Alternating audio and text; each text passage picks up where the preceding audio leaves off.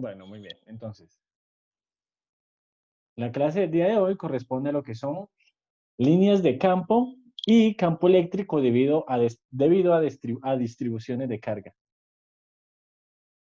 Muy bien, entonces para recordar lo que hemos visto, pues hemos visto cómo solucionar o cómo hallar el campo eléctrico debido a cargas puntuales por cualquiera de los dos métodos, tanto el método físico como el método matemático. Esto también aprendimos que el campo eléctrico es producido por una carga. ¿Listo? No necesita la interacción de una con otra. Vimos que el campo eléctrico, debido a una carga positiva, pues sus líneas de campo se dirigen siempre hacia afuera. Y eso la convierte en una fuente de campo eléctrico. Y para el caso de una partícula o una carga con polaridad negativa, pues las líneas de campo se dirigen hacia adentro. Y eso la convierte en un sumidero de campo eléctrico. También vimos que una carga que está cerca a una región donde hay un campo eléctrico, pues esa carga va a experimentar una fuerza, ¿cierto? Y esa fuerza, pues por segunda ley de Newton, va a hacer que esa carga se mueva con una aceleración. Para yo describir después el movimiento de esa carga, ya puede ser la posición, la velocidad o la misma aceleración con la cual viaja esa partícula, pues simplemente despejamos la aceleración. La aceleración de la partícula es igual a la carga de la partícula teniendo en cuenta su polaridad. Debido a que, si la carga es positiva, se va a dirigir hacia el mismo lado que el campo eléctrico, y si la carga es negativa, se va a dirigir en un sentido contrario. Dividido en la masa. Entonces la aceleración que va,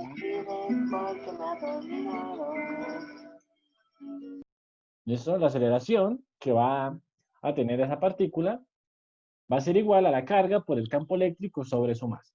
¿Listo? Cuya dirección está dada por el campo eléctrico, ¿no? Y por la polaridad de la carga. Muy bien, ahora vamos a hablar lo que son las líneas de campo eléctrico. Esto, la línea de campo eléctrico es importante resaltar que son líneas imaginarias. Son creadas con el fin de entender el fenómeno físico de una forma un poco más clara. De esto, la dirección del campo eléctrico pues está dada por la línea de campo eléctrico y su comportamiento. También da una idea de la magnitud y la dirección del campo eléctrico en el punto donde yo quiera localizar. ¿Listo? En el caso de la primera gráfica. Una partícula positiva. ¿Listo? Si yo me quiero ubicar en este punto, que está seleccionado acá, y voy a calcular el campo eléctrico, pues la fuerza del campo eléctrico se va a dirigir hacia arriba o hacia afuera de la partícula fuente. Lo mismo, si yo me ubico acá, pues el campo eléctrico va a ir fuera de él.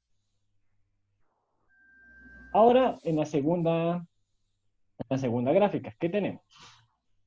La segunda gráfica ya tenemos la interacción entre una partícula positiva y una partícula negativa. La fuerza que experimentan una partícula debido a la otra es de atracción, debido a que son polaridades diferentes.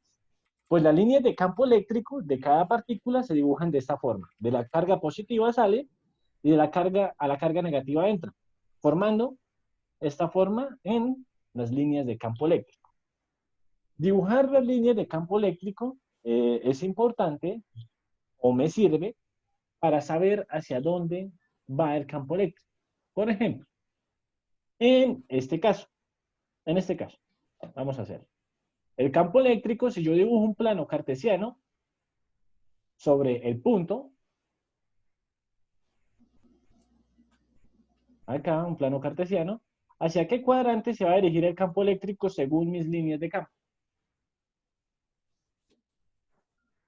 Se va a dirigir hacia el tercer cuadrante. O sea, X negativo y Y negativo también, ¿cierto? ¿Cómo lo podemos saber? Pues, muy bien. Vamos a dibujar la línea de campo eléctrico producidas por cada una de las dos partículas, de forma sencilla y otro color. La partícula positiva va a producir un campo hacia afuera. Eso, por lo tanto, ese campo va a ir hacia acá, hacia afuera de la partícula. ¿Listo? Y la partícula negativa va a ir hacia adentro. Entonces, en pocas palabras, va a ir hacia allá. Si yo sumo los dos vectores, el vector resultante va a ser la dirección del campo eléctrico debido a esas dos partículas. Entonces, por medio de las líneas de campo, yo puedo predecir hacia dónde se dirigen. Ya después, cuando realice el cálculo de los campos eléctricos, por ejemplo, si yo lo estoy calculando en este punto, por simplemente visión de las líneas de campo, puedo decir de que el campo eléctrico me tiene que quedar negativo en X y negativo en J, en Y. ¿Listo? Y ahora, pues, ¿qué pasa cuando las, las cargas son iguales, de igual polaridad? Pues sucede esto. Existe una fuerza de repulsión, ¿cierto?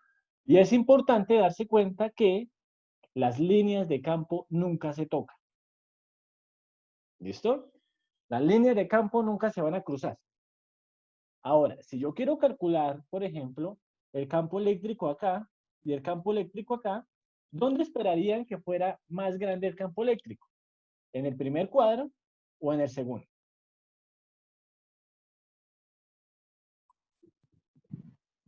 En el segundo. En el Listo. primero. En el segundo. ¿Por qué? Porque pasan más líneas de campo. Entre más líneas de campo pasen, pues mayor va a ser su magnitud.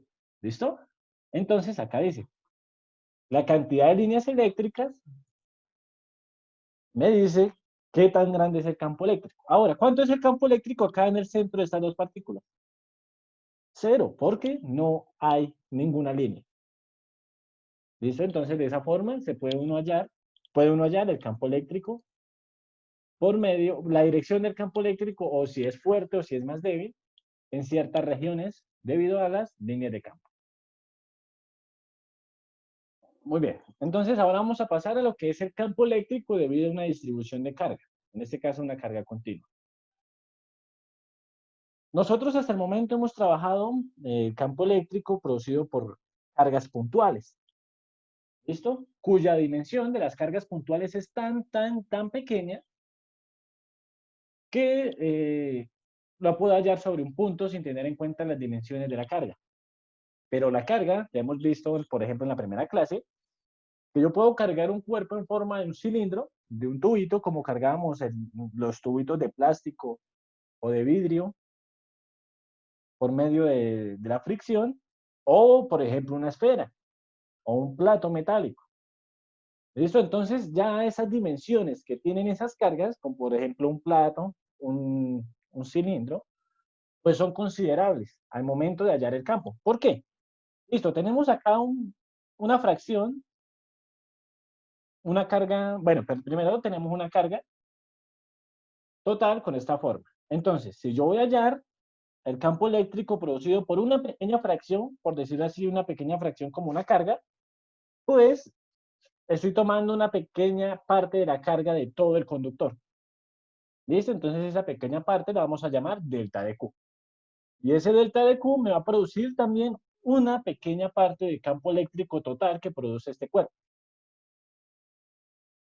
¿Listo? Pero entonces yo necesito hallar el campo eléctrico de cada uno de esos delta de Qs que puedo colocar dentro de este material. Por ejemplo, yo puedo colocar otro delta de Q acá, otro delta de Q acá, ¿cierto? Y pues cada uno de ellos va a estar a una distancia diferente y pues me van a producir campos eléctricos en direcciones diferentes y como les digo, también están a unas distancias completamente distintas. Este vector R no va a ser este mismo vector R.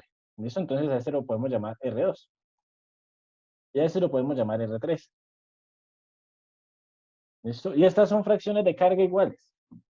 Por lo tanto, cada una de estas me va a producir campos eléctricos diferentes. En este caso, este es E3, este campo es E2. Entonces, según el número de particiones que yo realice en todo el objeto cargado, pues tengo que sumar esos pequeños campos eléctricos para obtener el campo eléctrico total. Así como lo hacíamos en el caso de las cargas. Entonces, si yo tomo varios delta de Q, Eso me van a producir varios deltas de eje, o sea, varios campos eléctricos diferentes. Y si los sumo todos, pues voy a obtener la totalidad o un aproximado del campo eléctrico total. ¿Listo?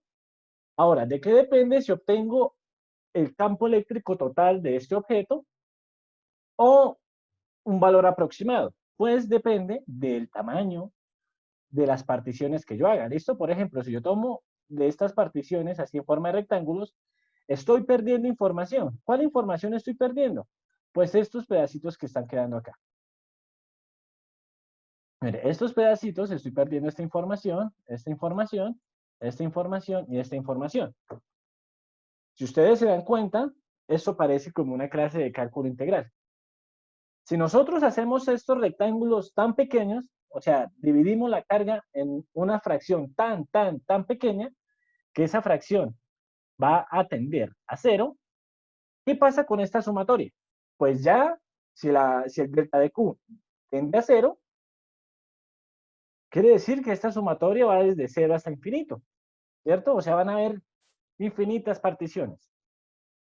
Por lo tanto, nos recurrimos al formalismo de cálculo integral y me dice que el campo eléctrico es igual a la constante eléctrica por la integral de dq.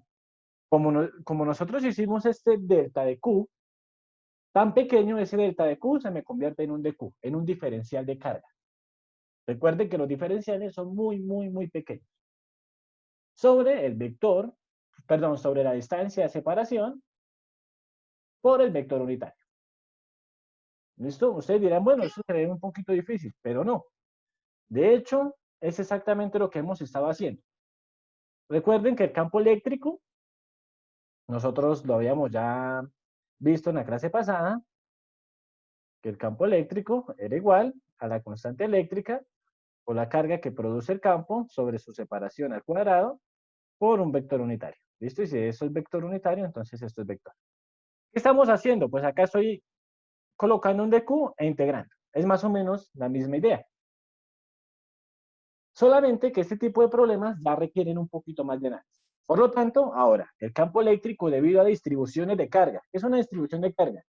Una carga cuya dimensión sí se tiene que tener en cuenta, se tiene que considerar para resolver o hallar el campo eléctrico que produce. Es igual a la carga de la constante de Coulomb por la integral de dq sobre la distancia al cuadrado por un vector unitario. Y pues ese es más o menos el formalismo que se requiere para hallar el campo eléctrico debido a distribuciones de carga. Muy bien, ahora, ¿de qué forma se puede distribuir la carga? Pues la carga se puede distribuir, como ya lo vimos en el caso de la primera clase, que se puede distribuir en un tubito, ¿listo? En una línea, en una superficie, un plato o en un volumen, en una esfera, ¿listo? Entonces, dependiendo su forma, depende la densidad de carga que ella experimenta, la forma en la cual se distribuye. Pues en el caso de una carga distribuida en una línea, pues la vamos a llamar distribución de carga lineal. ¿Listo? Y es la carga distribuida en una longitud. ¿Listo? Piensen un cable. ¿Listo? Un cable tan delgadito que las cargas se van a ir formando en fila a lo largo de él. ¿Listo? Entonces, eso es una carga, una densidad de carga lineal. Ahora, la densidad de carga lineal está representada por la letra griega lambda. ¿Listo? Entonces, cuando ustedes vean lambda en electro, quiere decir que es una densidad de carga lineal. ¿Listo? ¿Qué es? La cantidad de carga que se está distribuyendo en una línea. Y pues si nosotros necesitamos en esos ejercicios una parte infinitesimal de la carga, pues simplemente derivo la carga. dq es igual a, a dq de L. Es una pequeña fracción de la carga y lo estoy tomando de un pequeño dl. ¿Listo? Entonces, si tengo un dl acá y estoy tomando una pequeña parte de ese hilo, o sea, un dl, estoy tomando una pequeña parte también de la carga, un dq. Ahora, también existen distribuciones de cargas superficiales. Eso como, por ejemplo, se pueden distribuir cargas en una hoja de papel. Eso en la hoja de papel es un ejemplo porque es plana y pues su grosor es prácticamente despreciable. En el caso de la densidad de carga superficial, pues si acá se distribuye en una línea, pues acá se va a distribuir en una superficie. Está designada por la letra griega sigma, y es igual a la carga distribuida en una superficie. La carga sobre la superficie. Igual, como para resolver estos ejercicios necesitamos un diferencial de carga, entonces vendría siendo, si tomo un pequeño diferencial de superficie, estoy tomando una pequeña fracción de carga. Un dQ sobre ds también es igual a sigma. Y pues va a suceder exactamente lo mismo, pero ya en densidades de carga volumétricas. Esto, la densidad de carga volumétrica está designada por la letra griega ρ. ¿Listo? Entonces, la densidad de carga volumétrica es la carga distribuida en un volumen. ¿Listo? Por ejemplo, en una esfera, en un cilindro, en una caja. En una caja no, en un cubo, que es algo más sólido. ¿Listo? Entonces, si yo estoy tomando una pequeña fracción de ese volumen, estoy tomando un dB, quiere decir que también estoy tomando un dQ. Por lo tanto, dQ sobre dB, o el diferencial de carga sobre el diferencial de volumen, es igual a la densidad de carga volumétrica del cuerpo. ¿Listo? Entonces es sencillo. Cuando yo necesite dQ, ¿qué voy a hacer? Por ejemplo, en el caso de la densidad de carga lineal. Cuando yo necesite dQ para reemplazarlo en esta ecuación de abajo, que es la que necesito para calcular el campo eléctrico, ¿qué voy a hacer? Pues voy a partir este diferencial. ¿Cómo lo voy a partir? Yo nada más necesito dQ, nada más necesito esto. Entonces este dL lo voy a pasar a multiplicar acá. Entonces dQ es igual a lambda por dL. Ustedes dirán, profe, pero ¿cómo vamos a partir un diferencial? Cuando vean ecuaciones diferenciales van a entender de dónde se pueden partir las derivadas, por decirlo así. ¿Listo? Entonces es una demostración bastante sencilla y es bonita. Entonces eso es lo que vamos a utilizar acá. Este dl está dividiendo, pues va a pasar a multiplicar. Entonces dq es igual a lambda por dl. Lo mismo va a pasar en el caso de sigma y de rho. Si yo necesito dq, pues este ds pasa a multiplicar acá. Y dq es igual a sigma por ds. Y lo mismo con rho. Yo nada más necesito dq, entonces este db pasa a multiplicar acá. Y me quedaría db por d rho. Sencillo, ¿cierto? Muy bien, entonces vamos a intentar hacer un ejercicio para entender un poquito cómo se hace ese tipo de cosas. El ejemplo 23.7, creo que del libro La Serway, dice así: un anillo de radio A porta una carga total positiva, distribuida uniformemente. Calcule el campo eléctrico debido al anillo en un punto P que se encuentra a una distancia X de su centro a lo largo del eje central perpendicular al plano del anillo.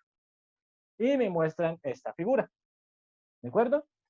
Entonces, el anillo tiene una distribución de carga lineal. En pocas palabras, las cargas están en una línea y están formadas como en fila, una a una. ¿Listo?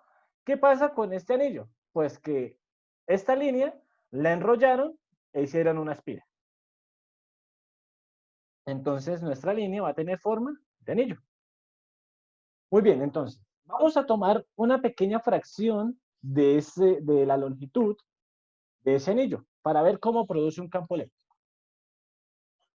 Muy bien, entonces vamos a tomar un pequeño dQ, acá en la parte superior. En el caso cuando trabajen con anillos o con superficies, por ejemplo, con platos, con discos, siempre se suele tomar de la parte superior, ¿listo? Como el diferencial de carga. Entonces, ese dQ me va a producir un campo eléctrico muy pequeñito que va en esta dirección, ¿cierto? En el punto P. Entonces, en ese punto P es donde yo debo hallar mi campo eléctrico.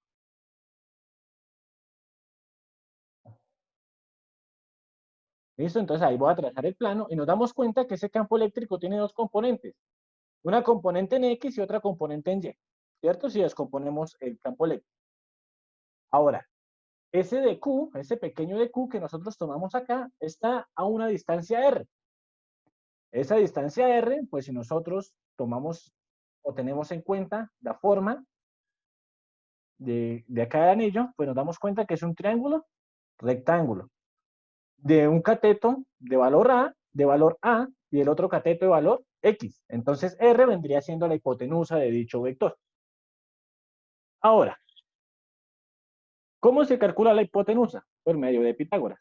Entonces R es igual a la raíz cuadrada de X al cuadrado más A al cuadrado. Lo tenemos acá. ¿Listo? Entonces este de Q está separado a esa distancia y me va a producir un campo eléctrico así, hacia este lado, hacia el cuarto cuadrante, donde X es positivo y Y es negativo. Ese, perdón, ese campo eléctrico va a salir con un ángulo de inclinación teta. Ese ángulo teta, pues es por proyección de ángulos, que es el mismo ángulo que sale o producido por la geometría del problema. ¿Listo? Entonces, tenemos componente en Y o componente perpendicular y la componente en X del campo eléctrico. Ahora, ¿qué pasa si nosotros tomamos un DQ en la parte de abajo? O sea, exactamente en la parte opuesta de nuestra figura. O sea, acá abajo. Ahora estamos tomando nuestro DQ acá abajo. Pues va a tener exactamente el mismo tamaño que el que tomamos anteriormente. ¿Listo? Es tan pequeño que es infinitesimal. Ahora, ese DQ va a producir un campo eléctrico en esta dirección, ¿cierto? Ahí está descrito como un diferencial de campo 2. Muy bien. Este DQ está separado ¿a qué distancia? A una distancia R. Pero ese R es exactamente el mismo R que tenemos arriba. ¿Cómo lo sabemos? Pues sencillo. Tracemos un triángulo rectángulo y nos vamos a dar cuenta que del punto al centro del anillo es una distancia X y del centro del anillo al borde, pues es el radio, que es A. ¿Listo? Entonces, si nos damos cuenta, es exactamente la misma hipotenusa, esto de acá arriba. Está a la misma distancia que el campo, que el de Q de arriba, ¿cierto? Y pues va a producir un campo eléctrico hacia allá. Entonces, si es la misma distancia del mismo de Q, pues es obvio también afirmar que están en el mismo ángulo. ¿Listo? En el ángulo θ. Ahora, este campo también va a tener componentes en X y en Y. Si nosotros tenemos que sumar estos dos campos eléctricos, ¿listo? ¿Qué pasaría con la suma de estos dos campos eléctricos? Pues es una suma vectorial, ¿no? Entonces lo hacemos por el método del paralelogramo. Esta es una proyección del campo 1, y acá en el campo 1, una proyección del campo 2. La resultante me va a dar solamente en X.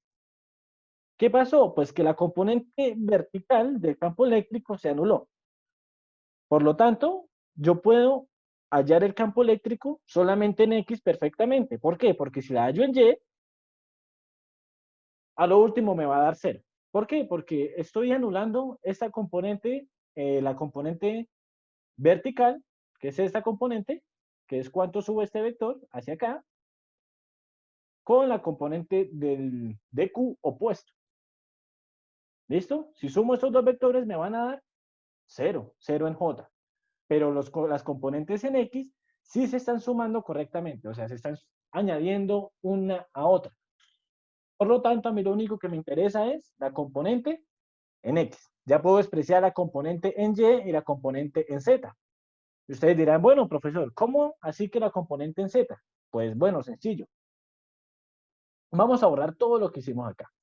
Si nosotros tomamos un diferencial de carga a este lado, al lado del fondo,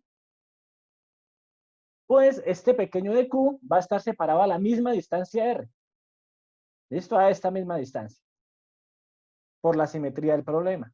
Ahora, ese de Q me va a producir un campo eléctrico que va a ir hacia X y va a salir de la pantalla. porque esa es la tercera dimensión, la dimensión Z. ¿Listo? Ahora, si yo tomo su contraparte, que es esta que está al frente, pues este de Q también se encuentra a la misma distancia y me va a producir un campo eléctrico acá, que va hacia X, pero que ahora va entrando a la pantalla. Entonces, esas componentes, esta que salía de la pantalla y esta que entraba a la pantalla, se van a anular exactamente igual como se anulan las componentes en Y de estos dos vectores. Y las únicas que me van a sobrevivir es la componente en X de ese campo. Por lo tanto, ya redujimos un problema en 3 dimensiones a solamente uno por utilizar muy bien la simetría. Muy bien, ahora pues vamos a utilizar nuestra ecuación que les dije hace unas diapositivas atrás, que es que el campo eléctrico es igual a la constante eléctrica por la integral de dq sobre la distancia de separación al cuadrado por el vector unitario. Muy bien, vamos a comenzar a descifrar cada una de las cosas. Primero, ¿qué necesitamos hallar? Nuestro dq. Bueno, nosotros sabemos que es una densidad de carga lineal. Entonces, lambda es igual a la carga distribuida en una línea. Pero como necesitamos dq, solamente vamos a utilizar estas dos partes de la igualdad. Nos vamos a olvidar de esta. Entonces, lambda es igual a dq sobre dl. Necesito dq, entonces voy a despejar dq. ¿Y qué obtengo? Pues que dq es igual a lambda por dl. Muy bien, ya tengo dq. Ahora, ¿qué me hace falta hallar? El vector unitario. Pues el vector unitario en este caso no vamos a tener en cuenta el vector unitario en X y en Y. Perdón, en Y y en Z. Solamente vamos a tener en cuenta el vector unitario en X. ¿Listo? Entonces vamos a descomponer este vector que acá hallamos, o puede ser ese también. Todos van hacia X positivo. Y lo vamos a descomponer solamente en X. Entonces vendría siendo, para X es el cateto adyacente, por lo tanto, es el coseno de teta. ¿Listo? Entonces el vector unitario, acá el vector unitario, es igual al coseno de teta en dirección y positivo. ¿Por qué en dirección y positivo? Porque acá esta carga me está produciendo un campo eléctrico positivo. Hacia afuera porque la carga es positiva. ¿Listo? Muy bien, entonces ya tenemos el vector unitario también. La distancia de separación, ¿cuánto es? R igual a la raíz de x al cuadrado más a al cuadrado. Muy bien, vamos a reemplazar cada una de ellas en nuestra fórmula. Y obtenemos la siguiente expresión. Obtenemos que el campo eléctrico es igual a la constante eléctrica, la integral de lambda por coseno de teta por dl sobre a al cuadrado más x al cuadrado. La raíz de la distancia desaparece con el cuadrado. ¿Listo? Este cuadrado se lleva esta raíz de esta distancia. Por eso me queda de esta forma. Lambda, que viene del de Q, y dl también viene del de Q. Y el coseno de teta, pues simplemente lo coloqué ahí por el vector unitario. ¿Listo? Ahora hay que descifrar los límites de integración. ¿Listo? ¿Por qué de 0 a 2pi? Bueno, acá si se dan cuenta, nosotros estamos integrando lo que es la carga. ¿Listo? ¿Dónde está distribuida la carga? Por lo tanto, esta integral depende de la carga, no depende de la ubicación del punto. ¿Listo? Depende nada más de la carga y de cómo está distribuida. Bueno, entonces vamos a darle una vuelta al anillo para que nos mire de frente. ¿Listo? Entonces, este anillo nos va a mirar ahora de frente. Muy bien. Nosotros tomamos un pequeño dl. ¿Listo? Supongamos que ese pequeño dl es este. Es una pequeña parte del anillo. De hecho, ahí está muy grande. De hecho, es infinitesimal. Ni se debería notar. Ahora, yo necesito integrar toda la longitud de la línea. En pocas palabras, si empecé acá, ahora debo partirlas en líneas iguales e integrar una a una. ¿Listo? Una a una hasta completar. ¿Cuánto mide el perímetro de un círculo? ¿Listo? El perímetro de un círculo es, si yo parto este círculo de un borde y lo extiendo en una línea recta, ¿cuánto va a medir? ¿Listo? Entonces el perímetro de un círculo es igual a 2pi por r. ¿Listo? El perímetro de un círculo es igual a 2pi por r. Pero en este caso, ¿cuánto es el radio de la circunferencia? En este caso, el radio de la circunferencia es a. Entonces, acá estoy midiendo cuánto mide o cuánto es la longitud de esta línea, que en este caso es 2pi por a. Entonces, ¿de dónde a dónde debo integrar? Pues desde 0, que es donde empieza, hasta una vuelta completa, que es 2pi por a. Por eso, los límites de integración van de 0 a 2pi por a o a por 2pi. El orden de los factores no va a alterar el producto. Muy bien. Ahora, pues, espero que ya todos hayan visto integral. Vamos a sacar lo que son los términos constantes de nuestra integral. En este caso, pues estamos integrando respecto a dl.